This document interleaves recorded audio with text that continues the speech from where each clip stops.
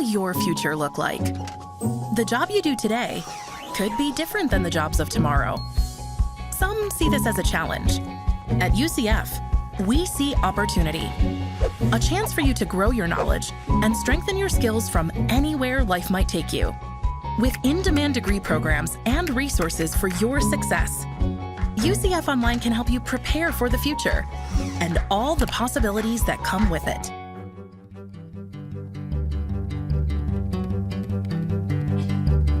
From the University of Central Florida's Center for Distributed Learning, I am Tom Cavanaugh. And I am Kelvin Thompson. And you are listening to Topcast, the teaching online podcast. Woohoo! Yay! Oh, you're my mystery woo today. Not such a mystery. No. It's been a while since we've had one of those, so I guess somebody had to woo. Well, yeah. And since you put that invitation out into the universe, it's possible that the mystery woo will come back. It's possible. I can hardly wait. Just saying. Yeah. All right. So here we are, back at it again, Dr. Thompson. Mm-hmm. What episode number is this? I've even lost count. 98, Tom. 98. Can you believe this? We're within spitting distance, not that I'd want to spit on it, of 3-digit episode number. Wow. We've done this 98 times. That's not even counting sort of bonus content. Right. Yeah. I know. And how many times we've recorded that we didn't use, like the time in New Orleans? It staggers me. It's like, you're like, is that right? We've done it this many times? That's a lot of times. Yeah. The unfortunate blooper reel in the French Quarter where that odd fellow just came right up and was in our personal space while we're trying to record. Just stared at us from about 6 inches away while we were trying to talk. Yeah. It's New Orleans, man. Yes, sir. Up close and personal. I love the Big Easy. It's all part of the charm. Yes. Hope they're doing well there after their recent hurricane encounter again. Yeah. So Hurricane Ida has just sort of passed through while we're recording this. So they've definitely been in our thoughts. We know what that's like, and they've been through it a lot lately, including last year. So God bless them. Yeah, for sure. All right. So Kelvin, you came in my office and paid a visit, and you poured me a brown beverage from a thermos. I have no idea what it is. Well, for those who might not know, we do bill this show as a collegial conversation about online teaching and learning conducted over a shared cup of coffee. So the odds are pretty good that it's coffee. Hence this coffee connection. Well, that's good. I mean, we're on the right track there. Yes. But if you want a more specific explication of your beverage content, I will say that today's coffee, Tom, comes to us from Topcast listener and colleague, Jared Stein of Instructure. This in your cup is a single origin Kenya pea berry from Cafe Ibis Coffee Roasting Company in Logan, Utah. Try to say that correctly because it's CAFFE Ibis Coffee Roasting Company. I don't believe we've really discussed pea berry coffees before on the episodes, really. The so-called pea berry is just really a natural mutation of the seed inside the coffee cherry. Instead of 2 seeds, like normal, inside that fruit, there's only 1. And this mutation results in some different characteristics, especially those that emerge during the coffee roasting process, which can lead to some different results in the final cup.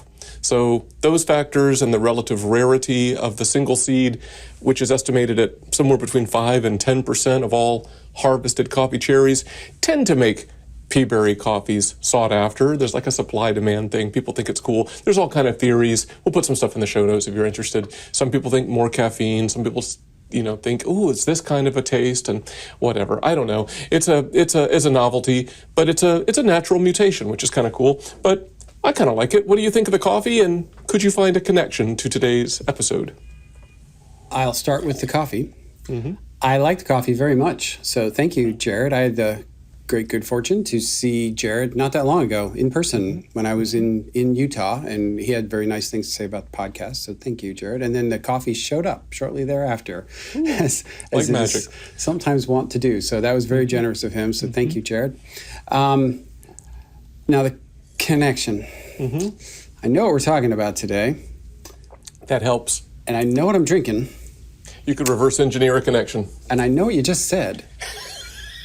I'm having a hard time connecting the dots. Yeah, it might not be. Maybe those dots are too far apart and too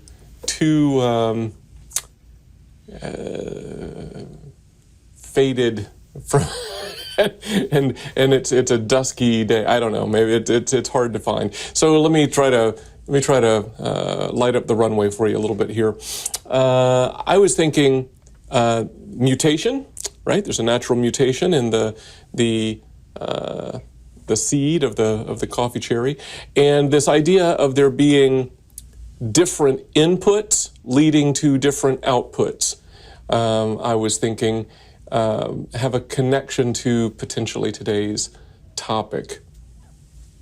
Okay. Different ways of doing things from the past, leading to different experiences and different things that we might want to address due to mutations in the environment. Okay. All right. I think I got it. All right, that's good. Yeah. So we are in higher ed. Our inputs in many cases are K through 12 students, and we are responsible for outputting them according to various outcomes, graduation, success. And so we are going to be talking a bit about the K-12 experience today. Am I in the neighborhood here? Yeah, that's exactly what I was thinking. While we've been talking on this podcast for more than a year now about the impact of emergency ad hoc remote instruction on our higher education work and online teaching and learning, what most of us are very familiar with from the news media is the impact of the COVID-19 pandemic on K-12 education. Boy, there's been a lot said about that. Yeah, and I've talked a lot about that, and I know that the emergency remote experience for the K-12 community hasn't always been fabulous. A lot of the digital divide issues are a lot more pronounced in that community than they are in the higher ed community. Not to say we don't have our issues, but I think it's much more extreme in the K-12 space. So it's been a rough year and a half, especially for K-12. But as you know, as most of us in higher ed emerge from this kind of emergency remote instruction, we are going to have a lot of new first-year students whose experiences and expectations of college level online and blended courses are going to be shaped by what they have been going through for the past year and a half. A lot of them negative, with pandemic-influenced remote instruction in their high schools. We have on campus FTICs, first time in college, which is our traditional term for our freshmen coming in out of high school. And we are also having FTOCs, first time on campus. Those are the sophomores that have spent the last year as a freshman but never came on campus because of the pandemic. They've been remote. So we've got these two cohorts of students who are on campus for the first time, both of whom have kind of been immersed in this emergency remote experience from high school or from their first year of college. So we thought it might be good to give some attention in this particular episode to how we as online education professionals might help make a smoother transition to successful online learning experiences for these incoming, especially these first-year students, these K-12 students. To that end, Kelvin, you recently interviewed Ryan Rogers on this very topic of K-12 remote and online learning experiences. Maybe you could tell us a little bit about Ryan. Will do, yeah. Ryan Rogers is currently Director of Student Services for Lyman High School within one of our local Central Florida school districts, specifically Seminole County Public Schools. And Mr. Rogers has more than 10 years of experience in school counselor roles in Florida and Georgia school districts. And he served for a time as an academic advisor at Valencia College.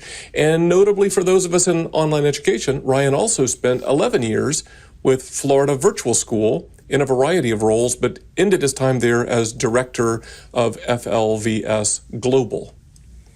And for those who we've made reference to Florida Virtual School over the years in our Topcast recordings, but if you're not familiar with FLVS, it really is, if not the one of the premier online K through 12 now. It sort of started high school, but K through 12 virtual programs. It really is kind of the benchmark for a lot of what happens in the K-12 space. So I think Ryan is uniquely qualified, given his background, to kind of comment on this, especially what he's dealing with right now and has for the past year and a half in the high school. And Lyman's a very good high school, and Seminole's a very good district here in Florida.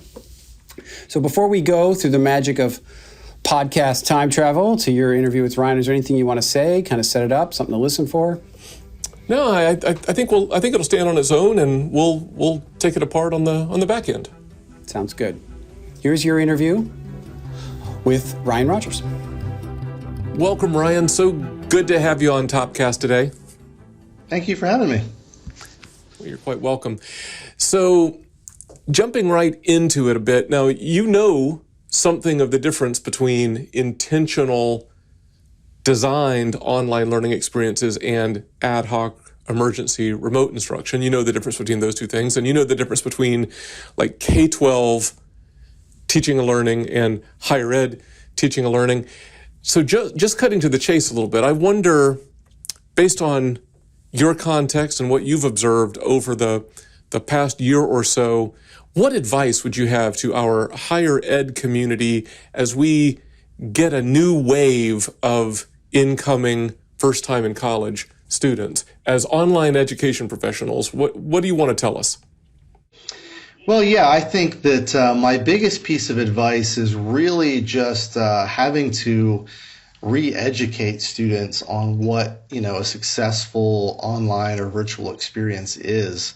As you said, there were so many different modalities, different ways of doing it this past year, and frankly, different student experiences that many of them were had not experienced really successful online delivery. It was really ad hoc at best, and therefore they really don't know what a good, solid virtual experience or online experience is. Many of them, quite honestly, are confusing the terminology with it. When they say online, well, what do you mean online? Did you take like a, prepared virtual course, or did you do the Connect model that we had, an ad hoc type of thing? So even in my office since then, I've been clarifying a lot, like, what do you mean you did it online? What kind of online was it? And, I've heard even more and more as we've gotten into this school year from students that say, whatever their experience was, if you mention a virtual or online class to do, they say, I don't want to ever do that again. And you and I know that being in that industry, like, that's not the typical experience that we have and want. But they've just been so varied that, it's just, it turned a lot of them off. So getting back to my advice is really that you have to start over again and really educate those students about what it is, how it works, the benefits of it, so that they're just not immediately turned off when they hear online learning experience. Yeah, that's I think really good advice. We've talked before on this podcast about just kind of some general kind of waging a campaign of like accuracy and resetting expectations and so forth. And I think at the institutional level, even for our own student body, right, to kind of reset, make some sense, for sure. I wonder if you might speak a little bit more about those kind of student reactions that you've observed during the last year plus. You mentioned that some students are just like, no thank you to anything virtual or online ever again. Could you just talk a little bit more about that? Like, why do you think that is? And is is that binary? Is there a range in there, or is it universal? Like, I'm done. Well, I don't think it's universal. I mean, we've had the flip side of that, which we've had students say, hey, this was actually a really good experience for me, excuse me, and, I want to continue doing my classes on virtual school or in an online capacity or even a blended part of that. So we have had that. And I had personally students that, really, they were not a stellar student at our school, but they went online last year and they were more successful. So, certainly had that. I think it's probably been the exception rather than the rule. I've certainly heard more of, I don't want to do that again. In general, kids have been really excited to be back face to face to do that. So, it certainly hasn't been across the board, but it's certainly, probably the majority of that. And again, I think a lot of it just comes down to the ad hoc nature of some of it, just putting together very quickly. We had teachers that had never even taught virtual before, that were thrust into it, even teaching subjects that they'd never taught before. I think that was a part of it as well. But, it's been interesting. I've had a lot of conversation with students. I think last time you and I spoke that day, I had a conversation with a student that said, I don't ever want to do that again. I think part of that is like, listen, when I worked I worked 11 years in the virtual industry at Florida Virtual School, and for the most part, those students elected or chose to take it in this modality, right? Same at the collegiate level. There are, kids can choose, I want to do this in a face-to-face or I want to do this online. So right out of the gate, you're getting kids that are electing to do that are probably going to be more understanding of what it is, more open to it, et cetera. And, I think the big difference with us was that 99% of the population that did it didn't choose that.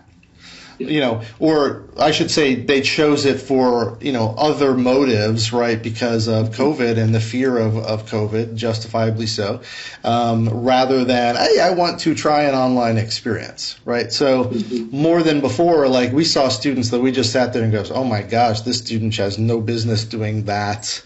They already struggled with face-to-face and are not up to par, whether it's with reading or math or not on grade level. How are they going to do that, in that environment? And nothing, again, I'm a proponent of online that can help those students, but these aren't the students that were, really diligent about their schoolwork anyways, right? So, to be able to do that online and be self-motivated, time management, all that. So I think that's the biggest challenge that I saw, was that these were students that, unlike our experience in the past, made that choice and elected to do it. A lot of these kids, did it for other reasons, and therefore they just weren't bought in 100%.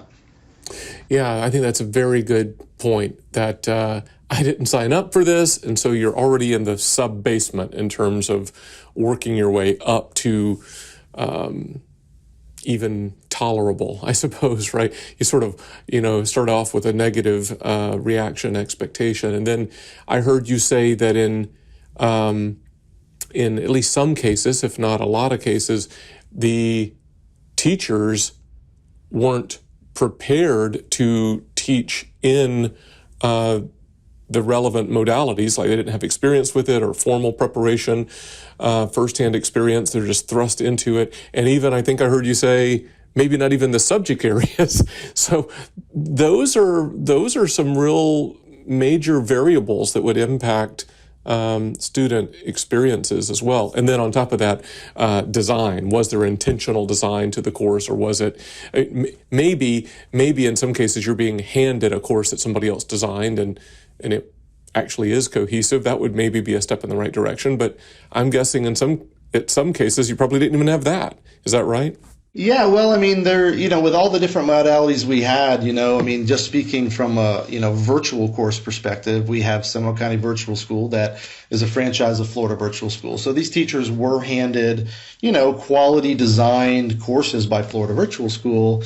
But a lot of our teachers that, went to teach virtual, basically were applied, for accommodations, and therefore they were allowed to do virtual. But, I know they took several of our teachers teachers. I had a science teacher teaching a leadership course. We had a robotics teacher teaching a science course, so they were new to even though it was already built for them, they were new to the curriculum. But as you and I know, and having worked for Florida Virtual and actually helped train teachers, gosh, we even hired teachers that, were seasoned English teachers that felt like a brand new teacher teaching a virtual course. So even just knowing the content, teaching in that environment is just completely different for them. So, and gosh, we used to do training for days and days and really ease them in. This was a matter of, of like this, in some cases, even after school started.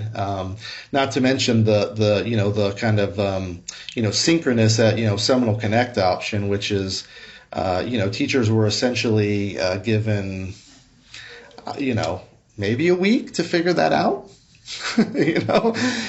So yeah, it was, everybody did the best they could, but it certainly wasn't ideal circumstances, that's for sure. I want to pull on the thread of something you said a few minutes ago. I heard you say synchronous and I heard you say connect. Can you just kind of describe how that worked a little bit? Yeah, absolutely. So that was the real new thing. We've always had, Seminole County Virtual with the asynchronous, as you said, deliberately designed courses. Obviously, this through, like we talked about, teachers in that haven't done it, et cetera. And growth, oh my gosh, growth beyond, belief. But the part that was new, it was new to me. I'd never done it. It was new to our teachers and our district, was what we called Seminole Connect. And this was really our, synchronous, online, delivery model. What that really consisted of was, at most schools, including at my school, Lyman High School, was teacher teaching a face-to-face class with students in front of them, and at the same time on camera teaching students that were at home coming in via WebEx. That was what it was, and it was extremely challenging.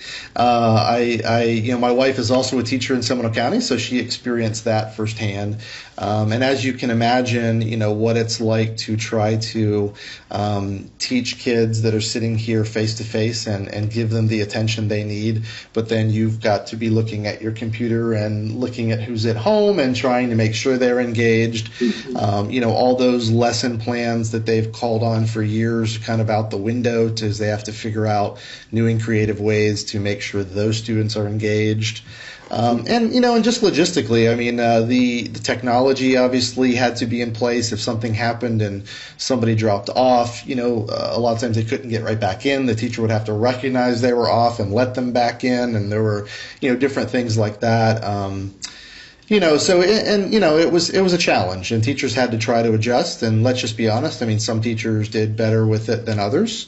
And so, there are certainly questions about, how much some of those students got from their learning from doing that.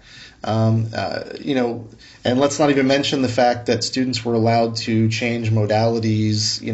If they were face-to-face, they could go to Connect at any time that they felt uncomfortable. So we literally had students dropping, so teachers had kids moving. One day they're in face-to-face, the next day they show up on their camera on WebEx kind of thing. So, it was definitely a challenge in a lot of different aspects. If a teacher was absent, the sub didn't know how to get into their WebEx room. So the kids at home had no way of getting an education at that point that day, right?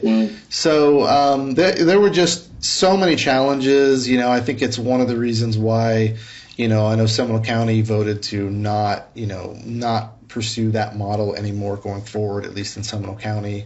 I know the teachers, it put a huge strain on them to try to do both. That was, it was interesting, that's for sure.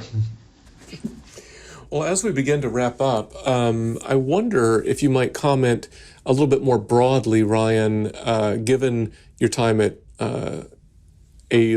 I guess it sounds a little bit ostentatious, but kind of a legendary virtual school context. You were at Florida Virtual School for more than 10 years.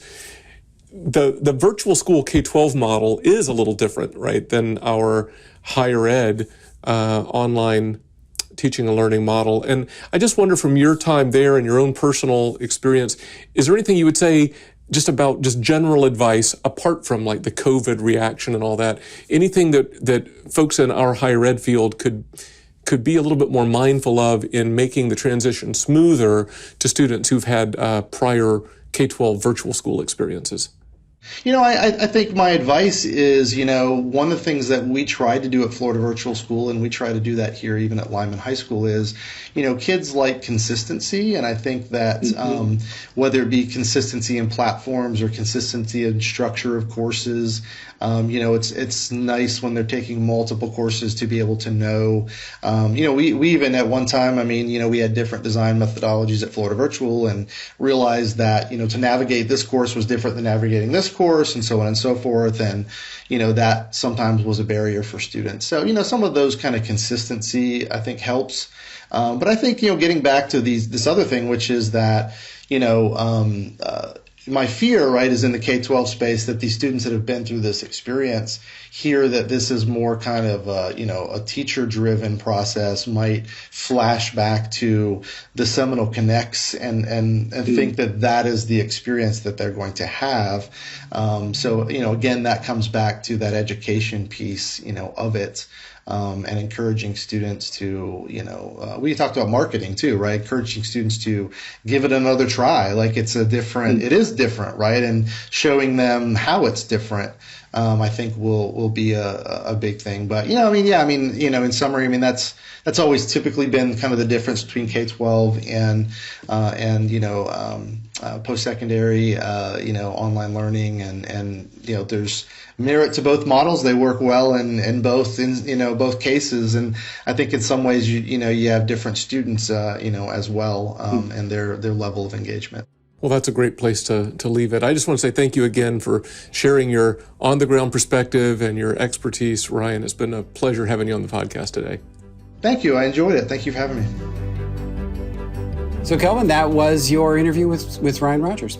Yeah, that's right. I thought that was interesting. Like you said, unique perspective there, well qualified to render some insightful comments. I thought. I'll say that we often comment that our Topcast audience sort of has three strands, right? Online and blended faculty, instructional designers, administrative leaders, and I'm of the opinion that the stuff that Ryan said really can be acted upon by any one of those groups, all of those groups. Yeah. So hopefully everybody found something in there. I agree. Yeah, he sort of touched on kind of all of those different parts of the elephant, and I think that there's a lot that no matter what your role is, you could take away from listening to that. Yeah. Is there anything in particular you wanted to maybe reflect on? Well, I think there's a lot we could say, but maybe we jump right into some concrete applications a bit. I think that we could, right, at the institutional level, we haven't really done this here yet, but we could consider reviewing and revising existing orientation and or onboarding training materials for students in light of some of those comments that Ryan made about the recent K-12 experience. It's tough to balance, right? Because you don't want to make sweeping changes that are only going to have like a short lifespan, but we could certainly take a good look through the lens of his comments and go, well, maybe we should, add a little emphasis here. We have in the past talked about kind of disabusing incoming first-year students of prior K-12 virtual school experiences. Is not the same. And then we might consider waging a little mini campaign maybe for these new first-year students, emphasizing the distinct differences of online and blended and higher ed. We could consider that. There's kind of cost and benefit to think about there, right? But then at the course and faculty level, I think there are things that instructional designers and faculty could do. I mean, even just as a line faculty member, just expressing even awareness of that. Hey, I know many first-year students take this course. If you're coming in directly from high school, you might have had a very different experience than, you could just make a comment like that or put some syllabus language in place, kind of making a little delineation between higher ed, online and blended, differentiating from high school. I mean, those are little things that could make a difference. Yeah, I agree. And you're right. It is because we do have so many students in the state of Florida that have gone through Florida Virtual School or others. The state of Florida has a requirement. If you graduate from a public high school, you have to have taken at least one online class, and many students do more than one. And typically that's through the Florida Virtual School, although not always. Or one of the franchisees thereof. Right, yeah. But there are also some other competitors, but they're by far the dominant player in the space. It's an issue that we've long kind of grappled with because the way it's taught, the way online learning is taught in the K-12 space is different than it is here. There are a lot more safety nets. The teacher talks to your parents. They make sure you stay up with your homework. They give you reminders. And if that's your model, your paradigm for online learning, when I always joke, we have a particular political science professor. I see exactly where you're going. Yeah, who teaches American national government. I might have, 150 to 300 students in that class. And you know who I'm talking about. He's not calling you to make sure you're doing your homework, nor should he. It's grown-up school now, and the students need to reset their expectations. I think coming out of the pandemic and all the stuff that Ryan talked about has just exacerbated that gap, that delta between what the emergency remote instruction was, and if you show up in an intentionally designed online asynchronous course here, it's a totally different experience, and we need to be able to help students crosswalk from that previous experience to what the new expectation level is coming into a university environment. Yeah, I think that's well observed, and he didn't really comment on this per se, and I like to think this is true. So you keep me honest here, but I think it's fair, generally speaking, to say that the learner experience in most K-12 intentionally designed virtual school courses is more of an individualized experience than the experience of learners in most higher ed online courses. I mean, gosh, especially in the early days, we very explicitly embraced social constructivism and the power of kind of the cohort and the group dynamic and all that.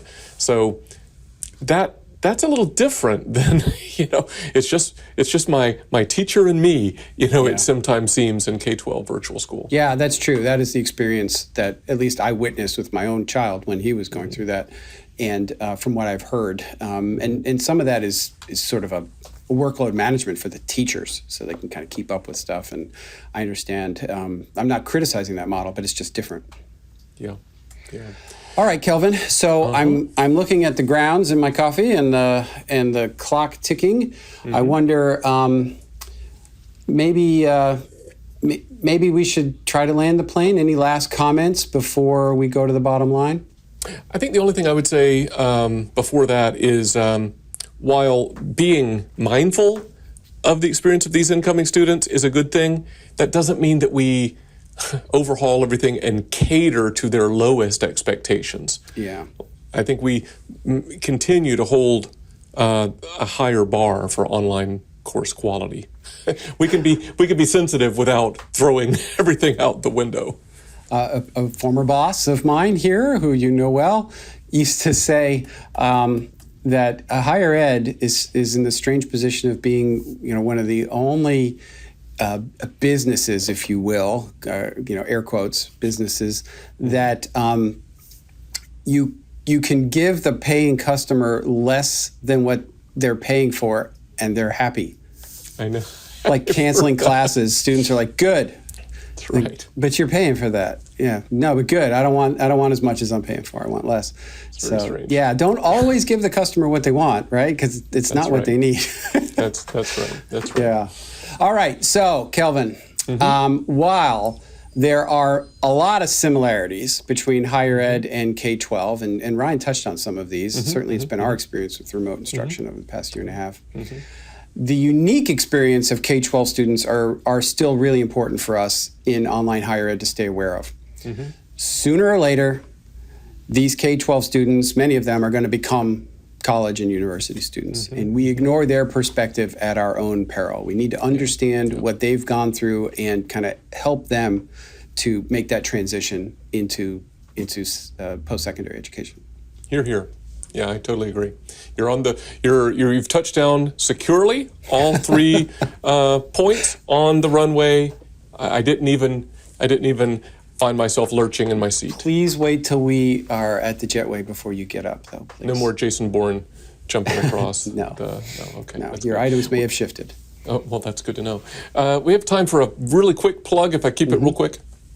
So this is just a little reminder of the Topcast listener survey. This is primarily a 1-question survey. Where else are you going to get 1 question? Although there is an option to share more if you are so inclined. Here is that URL. Again, it is bit.ly/topcastsurvey2021. All lowercase, no spaces, bit.ly/topcastsurvey2021. Given the nature of podcasting, we're going to plug this over several episodes to make sure everyone is, we'll say, sufficiently invited. Again, that URL is bit.ly/topcastsurvey2021, and we'll put a link back in the show notes page as well. And we thank you in advance for your input. It helps us help you. So help us help you. Help us help you. Right. That's right. So, Kelvin, thank you, Jared, for the coffee. It was delish. Thank you to Ryan for the insights. Until next time, for Topcast, I'm Tom. I'm Kelvin. See ya.